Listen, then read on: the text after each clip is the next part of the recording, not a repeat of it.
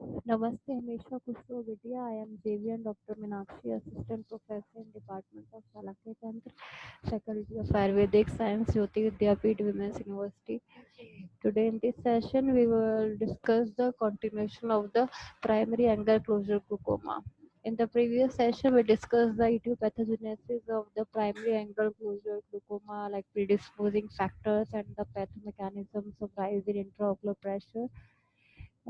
Three pathomechanisms have been discussed in the previous session, like the pupillary block mechanism and the plateau iris configuration.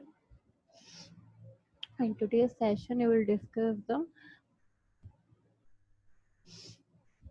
phacomorphic mechanism of rise in intraocular pressure. What is the phacomorphic mechanism? The causes of the phacomorphic mechanism are the intumescent lens, the swollen lens, which is in the case of a cataract. Second is the anterior subluxation or the dislocation of the lens. It will also lead to the angle closure glaucoma. And then the pathogenesis of the phacomorphic mechanism, it is a swollen lens pushes the iris forward, obliterating the angle of anterior chamber. And the treatment of this intumescent lens is the lens extraction. Here is an image of the intumescent lens which is obliterating the angle of the anterior chamber. Then the classification, the Association of the International Glaucoma Societies classify the primary angle closure glaucoma in the following types. The primary angle closure suspect PACS, the primary angle closure PAC, and the primary angle closure glaucoma PACJ. So the 21st century consensus classification, first is the primary angle closure suspect, PAC suspect. In this, there is greater than 270 degree of the iridotrabecular contact. There is absence of peripheral anterior synecdoche, which is in short called as a PAS.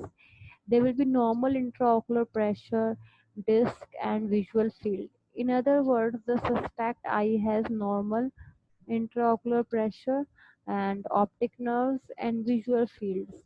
That is no signs of clinical glaucoma, but whose angle before indentation gonioscopy is graded as Schaffer grade 2 or less without PS on compression. The angle of anterior chamber is at risk. Then the second is the primary angle closure or PAC. Then there is a greater than 270 degree of the iridotrabecular contact with either elevated intraocular pressure and or posterior peripheral anterior synecdoche and the normal disc and visual field examination. In other words, angle closure demonstrates the iridotrabecular contact in 70% of the angle with either peripheral anterior synecdoche or elevated intraocular pressure, but without disc and visual field changes. And so there will be no changes in the visual field and no disc changes. The angle is abnormal in structure or function. Abnormal structure due to the peripheral synergy and abnormal in function may be due to the elevated intraocular pressure. Then there is the primary angle closure glaucoma, which is known as the PACG. There is greater than 270 degree of the iridotrabecular contact. There will be elevated intraocular pressure and optic nerve and visual field damage will be there. In other words, angle closure glaucoma manifest some the criteria of closure above plus the demonstrable disc and or visual field changes. The angle is abnormal in structure and function with optic neuropathy. Then the clinical features of subacute and acute primary angle closure glaucoma and the chronic primary angle closure glaucoma. The Symptoms of subacute and acute primary angle closure glaucoma will be similar to the acute subacute primary angle closure. Like there will be pain, nausea, vomiting, rapidly progressive impairment of vision, and there will be glucomatous optic disc changes and visual field defects. Then chronic primary angle closure glaucoma. What will happen in this? Uh, mm, there will be increased intraocular pressure. It will remain the constantly raised.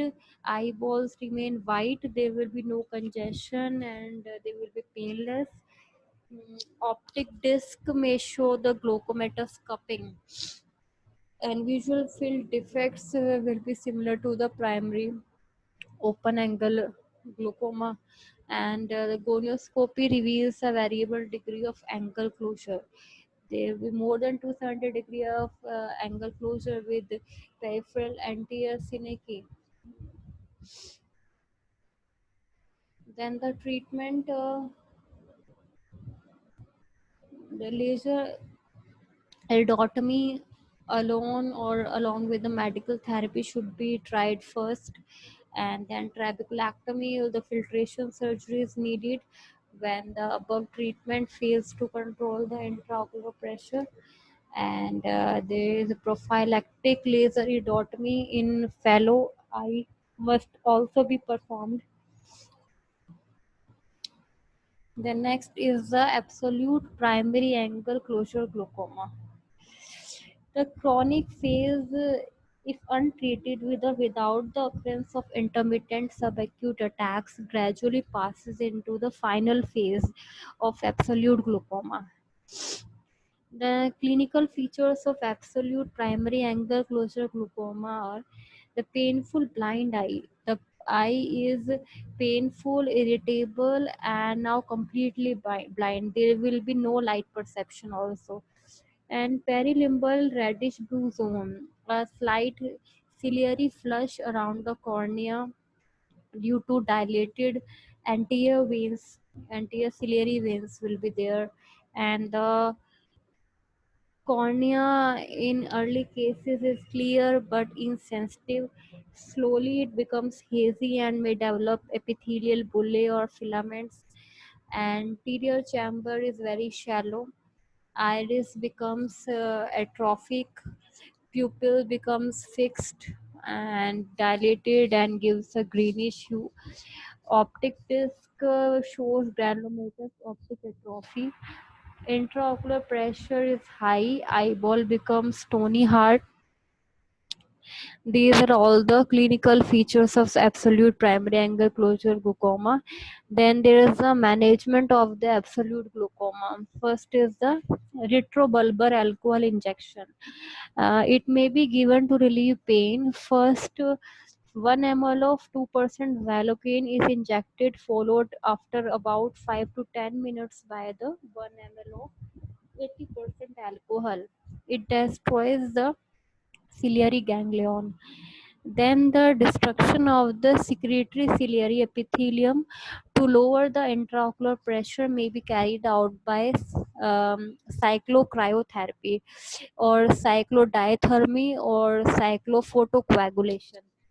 The next is the enucleation of the eyeball. It may be considered when pain is not relieved by conservative methods, and the frequency with which a painful blind eye uh, with high intraocular pressure contains a malignant growth justifies its removal.